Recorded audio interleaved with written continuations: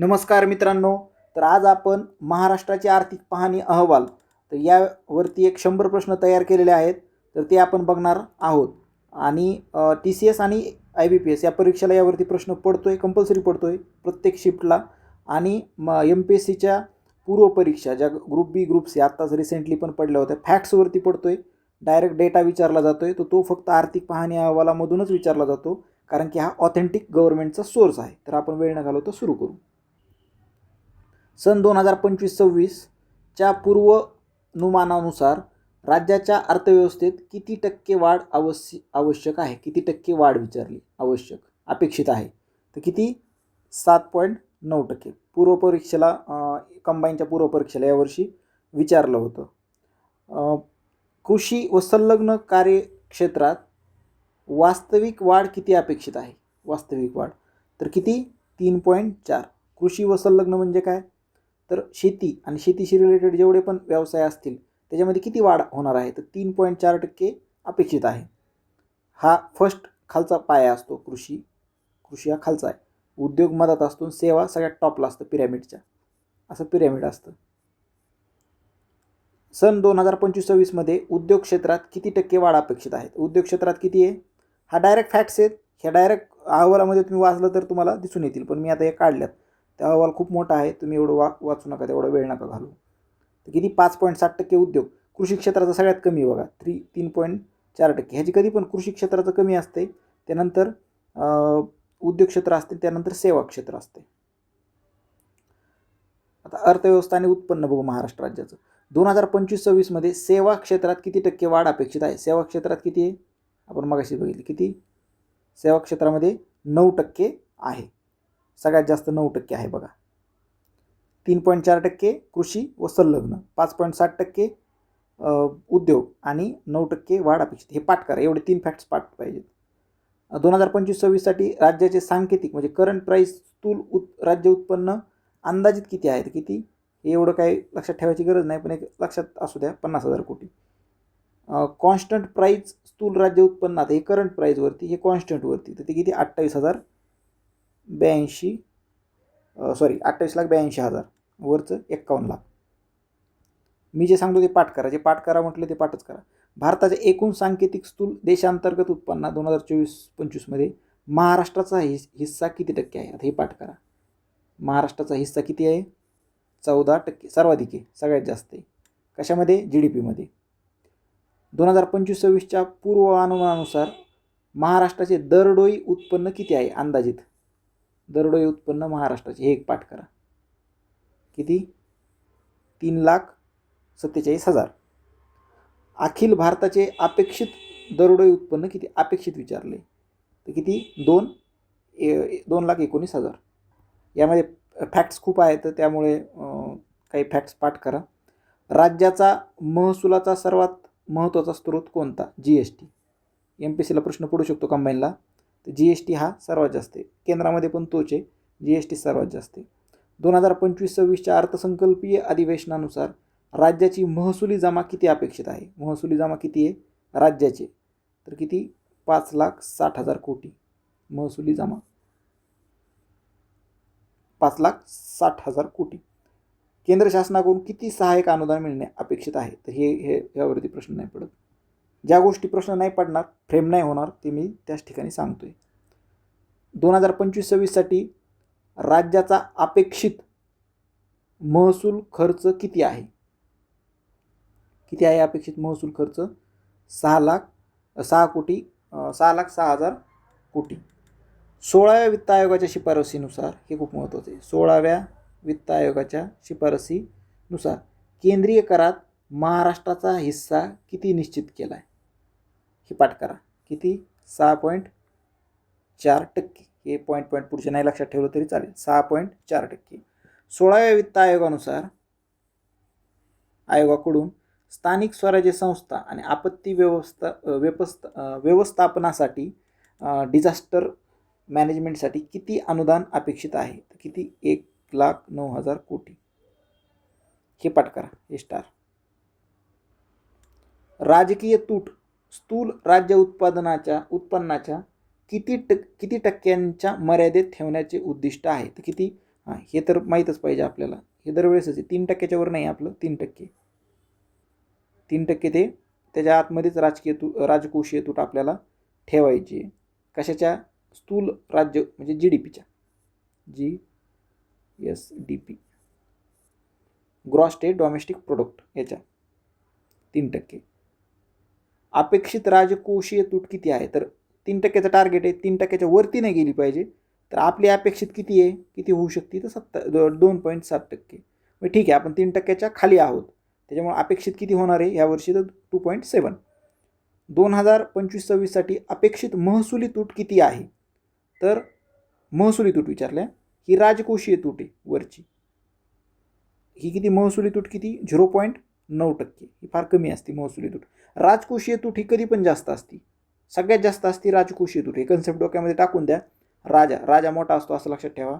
आधी कन्सेप्ट आहे, पण तुम्ही जर इकॉनॉमिक्समध्ये जर तुम्हाला तेवढं माहीत नसेल, फॅक्ट्स पाठ करायचे असेल, तर एवढंच लक्षात ठेवा. राजकोषीय, राजा मोठा असतो तसं राजकोषीय तूट ही सगळ्यात जास्त असते कधी पण. राज्याचे एकूण कर्ज ऋणभार स्थूल राज्य उत्पन्नाच्या किती टक्के अपेक्षित आहे? एकूण कर्ज ऋणभार किती? तर 28.3%. राज्य उत्पन्नाच्या किती टक्के? किती? 18.3%. 30 सप्टेंबर 2025 रोजी राज्याचे कर्ज ठेवी प्रमाण क्रेडिट डिपॉझिट रेशो किती आहे? ह्याला काय म्हणतात? 98.9%. म्हणजे काय? तर लोकांनी बँकेमध्ये किती पैसे ठेवलेत?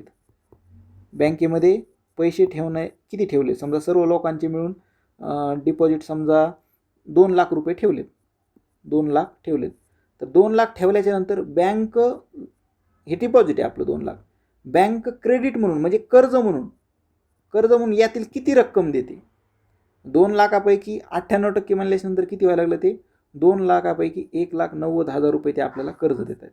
1,90,000, 98 म्हणजे 2%च धरून चाल. 2% सोडून 98%, म्हणजे इथं कदाचित इथं 96 येईल असं. 1,96,000 म्हणजे सगळ्यात जास्त आहे सरासरी. बिहारच्या इलेक्शनमध्ये तोच मुद्दा सर्वात महत्त्वाचा होता. बिहारमध्ये क्रेडिट डिपॉझिट रेशो फार कमी आहे. म्हणजे लोक जेवढे ठेवतात त्या बदल्यामध्ये तेथील बँका बिहारच्या लोकांना फार कमी क्रेडिट देतात. त्याचं कारण असं आहे की त्यांना गॅरंटीच नाही आहे की हा पैसा परत येईल म्हणून. आपल्या इथं तसं नाही आहे. हा आपल्या इथं खूप चांगला आहे. 98.1% म्हणजे खूप खूप भारी. देशातील बँकांच्या एकूण ठेवीमध्ये महाराष्ट्राचा हिस्सा किती? तर बँकांच्या एकूण ठेवीमध्ये किती महाराष्ट्राचा हिस्सा? तर 22.7% आहे. देशाच्या म्हणजे एकूण ठेवीमध्ये महाराष्ट्राचा हिस्सा किती? 22.7%. म्हणजे याचा अर्थ काय आहे की बाबा 100 रुपये जर असतील ठेवलेले बँकेमध्ये देशाच्या, तर त्यातले 22.7 रुपये हे महाराष्ट्राचे ठेवलेत, म्हणजे महाराष्ट्रातील लोकांचे. महाराष्ट्रातील म्हणजे खूप मोठा वाटा आहे हा. देशातील बँकांच्या एकूण स्थूल कर्जामध्ये महाराष्ट्राचा हिस्सा किती आहे? तर किती आहे? 27.8%. राज्यातील अनुसूचित वाणिज्यिक बँकांमधील दरडोई ठेवी किती आहेत? तर किती? 4 लाख. हे काय पाठ करायची गरज नाही. राज्यातील आयुर्विमा पॉलिसीमध्ये खाजगी क्षेत्राचा वाटा 24 म्हणजे 2024 ते 2025 मध्ये किती झाला आहे? तर किती झाला आहे? 47% खाजगी क्षेत्राचा. बरं, राज्यातील आताच आपण बघितलेलं आहे. आता 100% विमा कंपन्यांना FDI अलाव केले, म्हणजे फॉरेन डायरेक्ट इन्व्हेस्टमेंट आपण 100% आयुर्विमा पॉलिसीमध्ये करू शकतो, म्हणजे बाहेरचे लोक इन्व्हेस्ट करू शकतात. एप्रिल ते डिसेंबर 2025 या कालावधीत ग्रामीण भागातील सरासरी चलनवाढ किती होती? सरासरी चलनवाढ विचारली आहे आणि ग्रामीण भागातील विचारली आहे. एप्रिल ते डिसेंबर. आता एवढं कोणी प्रश्न पडणार नाही, पण TCS IBPSला असेच प्रश्न विचारतात. ते डायरेक्ट इथून विचारतात, 1 लाइनर डायरेक्ट विचारतात. तर 2%. आणि त्याच एप्रिल ते डिसेंबरमध्ये नागरी भागामध्ये जर विचारलं सरासरी चलनवाढ, तर नागरी भागातली कमी आहे जेवढी ग्रामीण भागात आहे. ग्राहक किंमत निर्देशांकासाठी CPI कोणते पायाभूत वर्ष वापरले आहे? म्हणजे CPI म्हणजे काय? Consumer price index. त्यासाठी पायाभूत वर्ष कोणते वापरलं आहे? तर CPI साठी पायाभूत वर्ष कोणतं वापरलं आहे? 2003. म्हणजे 2003ला ते काय करतात? 100 रुपये असं धरतात, म्हणजे 100चा आकडा धरतात. तिथून पुढं ते महागाई कशी वाढली त्यावर ठरवतात ते 100च्या नंतर. आता खूप किचकट आहे, मी ते एक्सप्लेन करायला वेळ नाही तेवढा, नाही तर तुम्हाला सांगितलं असतं. हा काय पायाभूत आहे, पायाभूत 2003. एप्रिल डिसेंबर म्हणजे तोच 2025 या काळात ग्रामीण भागाचा सरासरी ग्राहक किमती निर्देशांक किती होता, तर 401 एवढा. आणि तो शहरी भागाचा, नागरी भागाचा 376. हे पडणार नाही शक्यतो. कोणत्या महिन्यात जीएसटी दरात सुधारणा केल्यामुळे जीवन आवश्यक वस्तूंच्या किमतीवर सकारात्मक परिणाम झाला आहे? कथा सकारात्मक. तर कोणत्या? सप्टेंबर 2025मध्ये.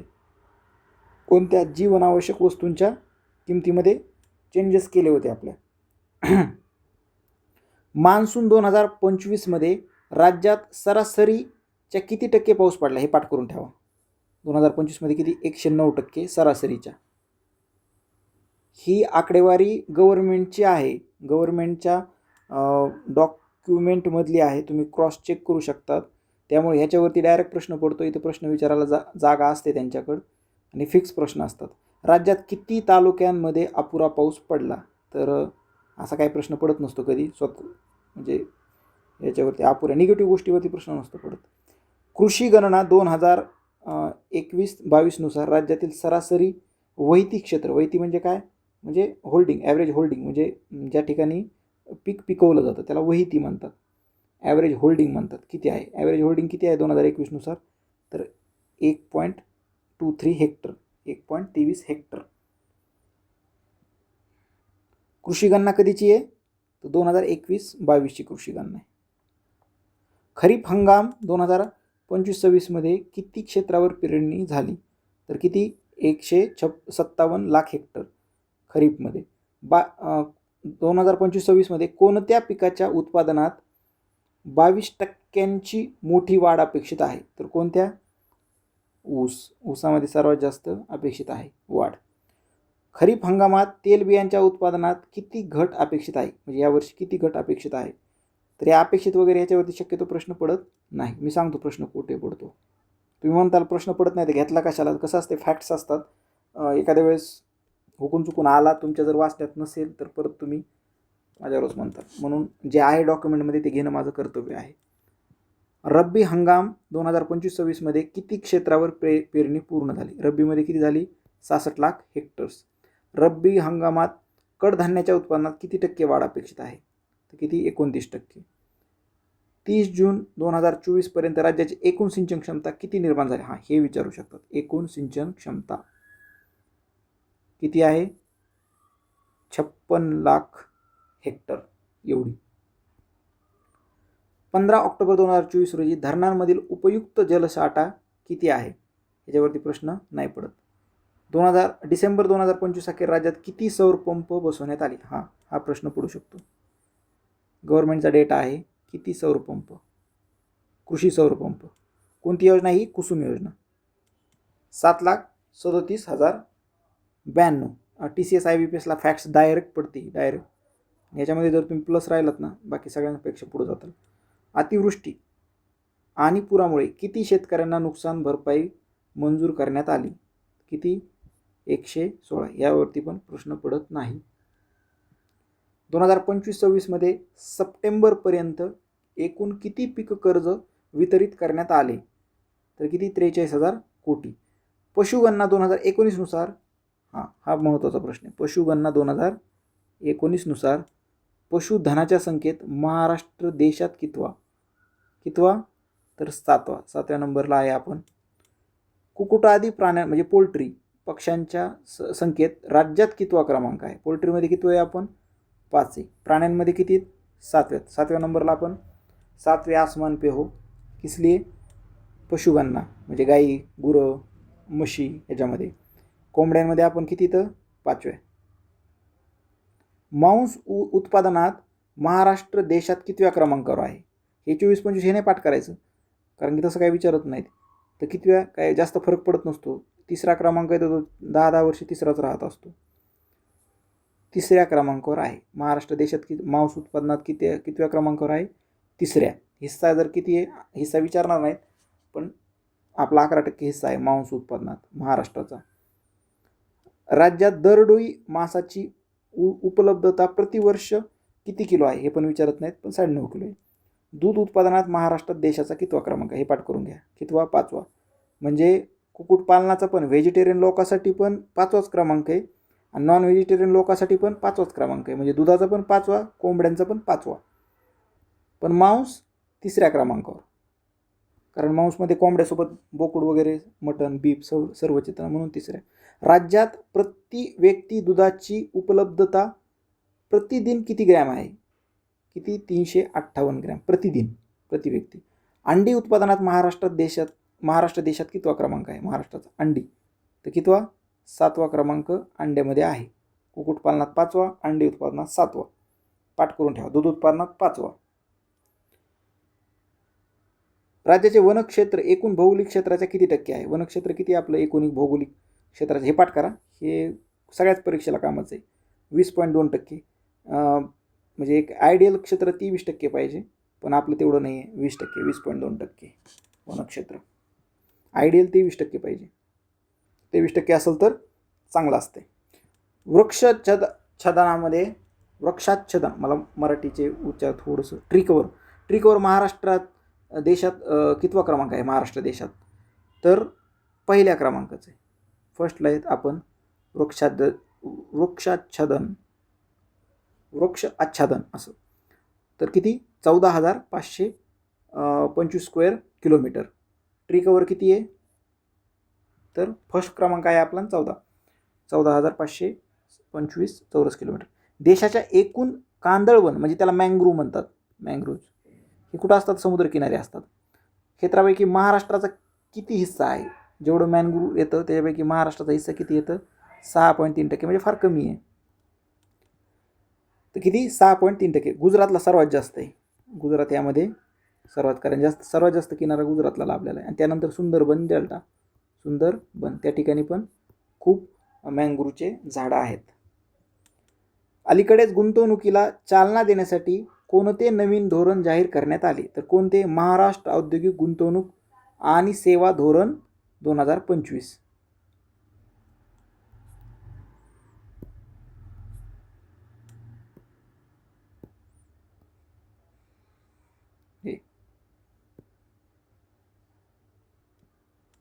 देशाच्या एकूण निर्यातीत महाराष्ट्राचा हिस्सा किती? हे खूप महत्त्वाचं आहे. एकूण निर्यातीत आपला हिस्सा किती आहे देशाच्या? महाराष्ट्र किती निर्यात करतो? तर 15% आपण निर्यात करतो.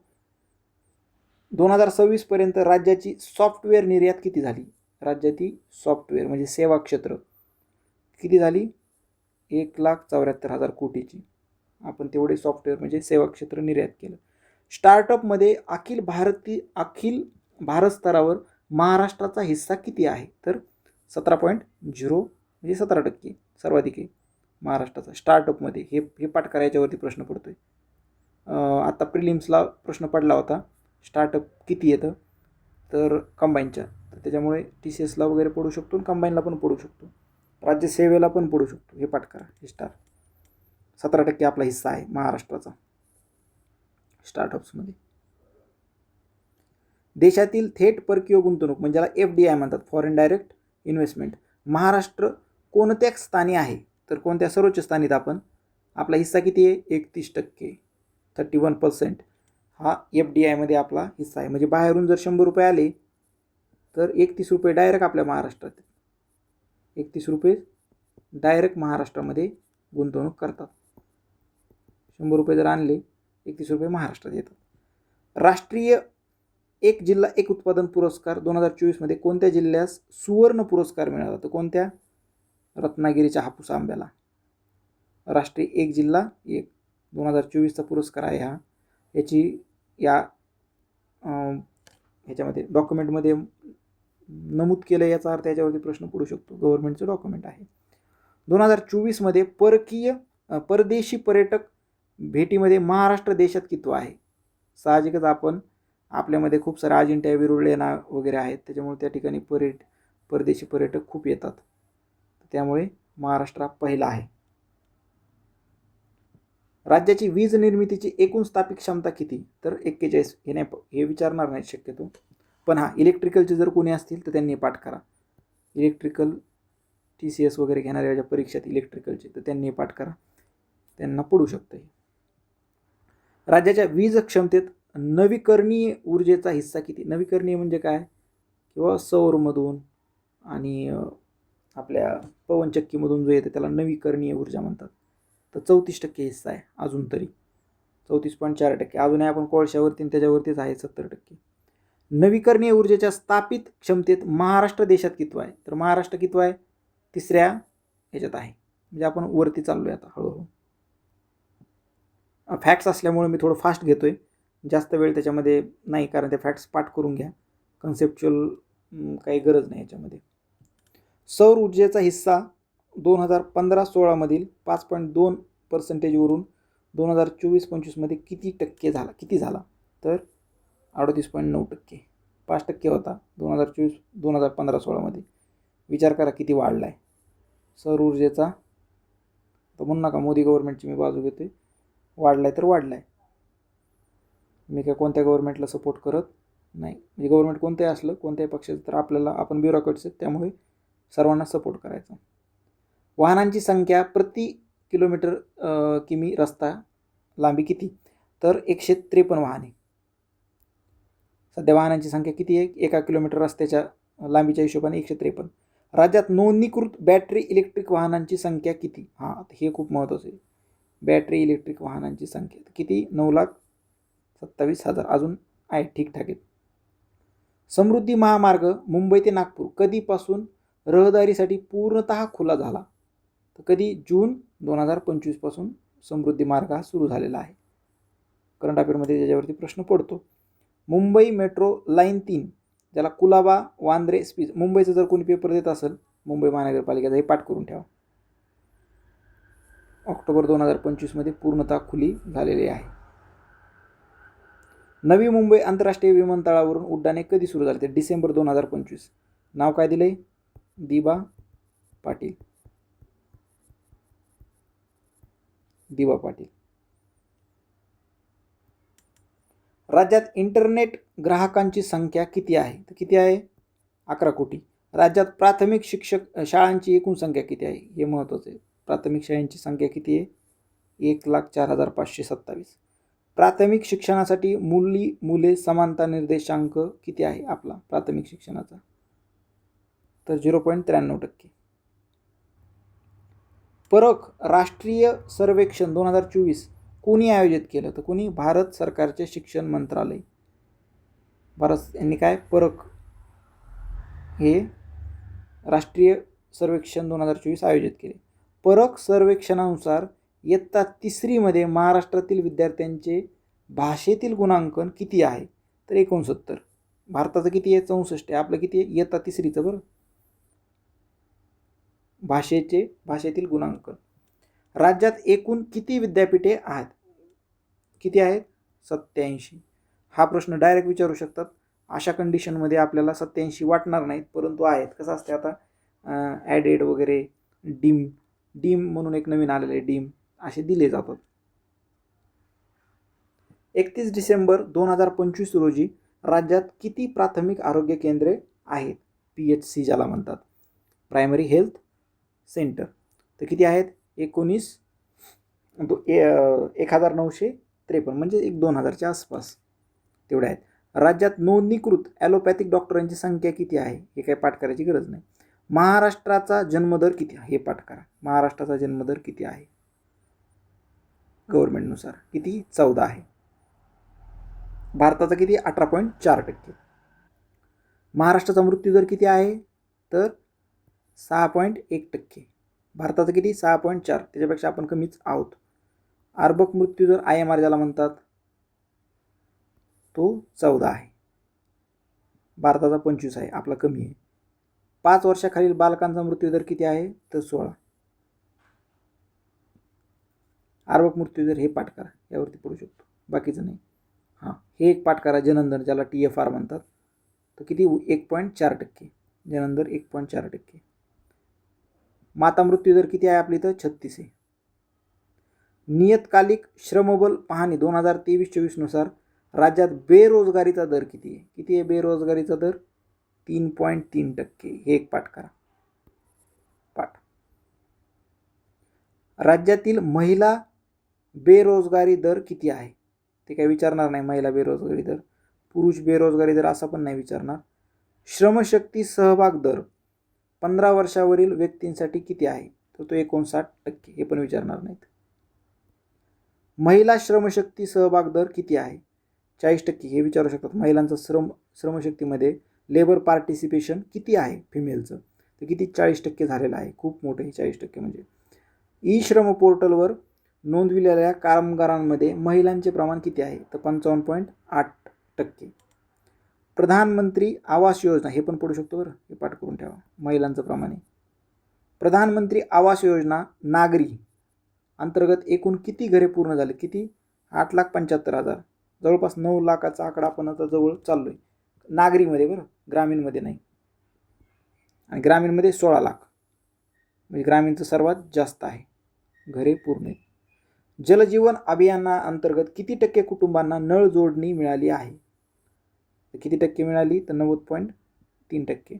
स्वच्छ भारत अभियान ग्रामीणांतर्गत किती गावे ODF घोषित आहेत? किती? 34,000. राज्यात किती शिवभोजन केंद्र आहेत? शिवभोजन थाळी केंद्र तर किती येतं? 1874. नोव्हेंबरपर्यंत किती शिवभोजन थाळ्यांचे वाटप झाले? हे काही प्रश्न पडत नाही. One nation one ration card अंतर्गत महाराष्ट्रात किती बाहेरच्या राज्यातील धारकांनी धान्य घेतले आहे? हे नाही पडत. अशा गोष्टी नसतात विचारत. राज्यात कर्ज GSDP म्हणजे डेप टू GSDP गुणोत्तर किती आहे? तर किती आहे? 17 ते 18% आहे. हे पाठ करा. हे मेन्सला पण पडू शकतं, कंबाईनच्या मेन्सला. महाराष्ट्रामध्ये महात्मा फुले जन आरोग्य योजनेवर 25-26 म्हणजे 2025-26 डिसेंबरपर्यंत किती खर्च झाला? तर हे पण पडणार नाही, एवढा आकडा विचारत नाही. 2,797 कोटी, 1000 कोटी. राज्याच्या वार्षिक पत आराखड्यात ज्याला MSME क्षेत्राचा हिस्सा किती आहे? हे विचारू शकतात. MSME क्षेत्राचा हिस्सा किती आहे? 66%. Medium small industries. महाराष्ट्राचा आर्थिक पाहणी अहवाल कधी प्रसिद्ध झाला? हे खूप महत्त्वाचं. 6 मार्च 2026ला प्रसिद्ध झाला. तर 5 मार्च 2026. तर आपण पूर्ण महाराष्ट्राचा आर्थिक पाहणी अहवाल घेतलेला आहे प्रसिद्ध, जो काय आहे ते फॅक्ट्स घेतल्यात. त्यातल्या फक्त फॅक्ट्स पाठ करा. मी ज्या सांगितल्यात त्या पाठ करा.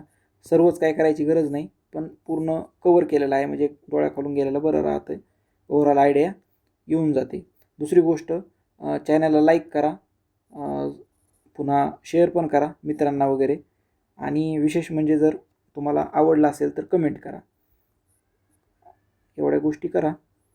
आणि आता वीकली करंट अफेअर जे मी कवर करतोय वीकली, तर ते बघत जा, कारण त्याच्यावरती तुमचे सर्व करंट तुमचं कवर होतं आहे. आठवड्यामध्ये बऱ्यापैकी म्हणजे एका महिन्याचे 4 व्हिडिओ बऱ्यापैकी सर्व काही कवर होतं. त्याच्यामध्ये काहीच राहत नाही. तुम्ही जर तेवढं एक डोळ्या खालून घातलं सारखं ऐकून 1-2दा, तर तुम्हाला बऱ्यापैकी मार्क पडतील. म्हणजे करंटचे मार्क चुकणार नाहीत.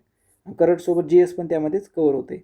बाकी जिओग्राफीचे आणि हिस्ट्रीचे TCS IBPSचे मी 1 लाइनर एक्सप्लेन केलेले आहेत. 200 प्रश्न एक्सप्लेन केलेत खूप डिटेलमध्ये. तर तुम्ही ते बघून घ्या.